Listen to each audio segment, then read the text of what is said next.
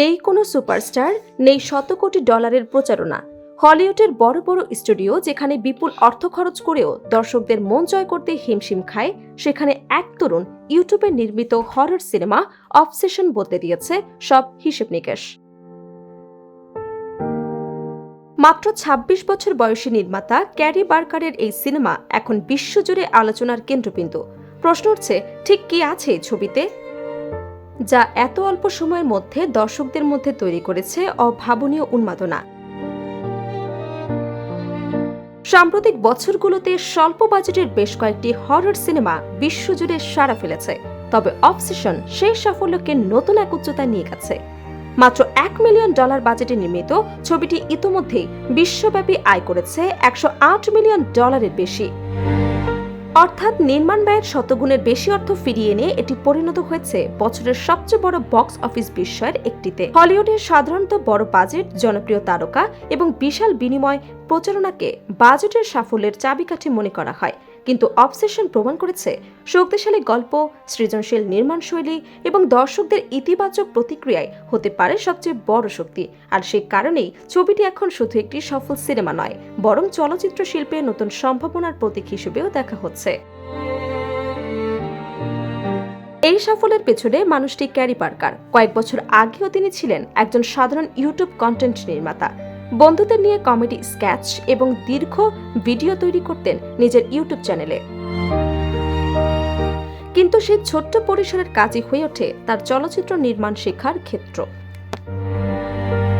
Camera পরিচালনা, সম্পাদনা, গল্প বলা এবং দর্শকদের মনস্তত্ত্ব বোঝার ক্ষমতা তিনি অর্জন করেন ইউটিউবে।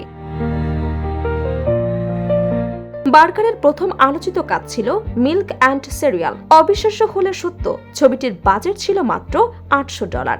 কোনো বড় স্টুডিও বা প্রযোজনা প্রতিষ্ঠানের সহায়তা ছাড়াই নির্মিত সেই চলচ্চিত্র ইউটিউবে প্রকাশের পর দ্রুত জনপ্রিয়তা পায়। তখনই অনেকের নজরে আসে তরুণ এই নির্মাতার নাম। সেই অভিজ্ঞতাকে পুঁজি করেই তিনি নির্মাণ করেন অবসেশন।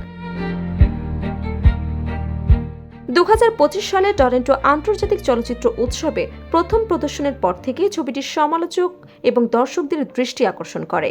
পরবর্তীতে বড় পরিবেশনা প্রতিষ্ঠান ফোকাস ফিচার্স ছবিটির স্বত্ব কিনে নেয় এবং বিশ্বব্যাপী মুক্তির ব্যবস্থা করে। মুক্তির আগে বিশ্লেষকদের ধারণা ছিল ছবিটি প্রথম সপ্তাহে মাঝারি মানের ব্যবসা করবে, কিন্তু বাস্তবে ঘটেছে সম্পূর্ণ ভিন্ন ঘটনা। প্রথম দিন থেকে দর্শকদের আগ্রহ বাড়তে থাকে। সামাজিক মাধ্যমে ছবিটি নিয়ে শুরু হয় ব্যাপক আলোচনা। একের পর এক ইতিবাচক রিভিউ এবং দর্শকদের মুখে প্রচারণার অবসেশনকে পরিণত করে একটি বৈশ্বিক ঘটনায়। সবচেয়ে অবাক করা বিষয় হল, মুক্তির দ্বিতীয় সপ্তাহে ছবিটির আয় কমার বদলে উল্টো বেড়ে যায়। উত্তর আমেরিকার বক্স অফিসে দ্বিতীয় সপ্তাহে প্রায় 39% আয় বৃদ্ধি পায়। চলচ্চিত্র বিশ্লেষকদের মতে অবসেশনের সবচেয়ে বড় শক্তি এর পরিবেশ নির্মাণ। ছবিটিতে নেই দামি ডিএফএক্স বা নামকরা তারকার ভিড়, বরং রহস্য, মানসিক চাপ এবং ধীরে ধীরে তৈরি হওয়া ভয় দর্শকদের গল্পের ভেতরে টেনে নেয়। এই কারণে ছবিটি তরুণ দর্শকদের মধ্যে ব্যাপক জনপ্রিয়তা পেয়েছে। এদিকে ছবিটির সাফল্যে মুগ্ধ হয়েছেন হরর জগতের কিংবদন্তি প্রযোজক জেসন ব্লামো। গেট আউট, ইনসিডিয়াস এবং প্যারানর্মাল অ্যাক্টিভিটির মতো সফল হরর সিনেমার পেছনে থাকা এই প্রযোজক ইতিমধ্যে বার্কারের ভবিষ্যৎ প্রকল্পে সহযোগিতার ঘোষণা দিয়েছে। এক সময় যে তরুণ ইউটিউবে ভিডিও বানিয়ে নিজের স্বপ্নের পেছনে ছুটতেন, আজ তিনি হলিউডের সবচেয়ে আলোচিত নির্মাতাদের একজন।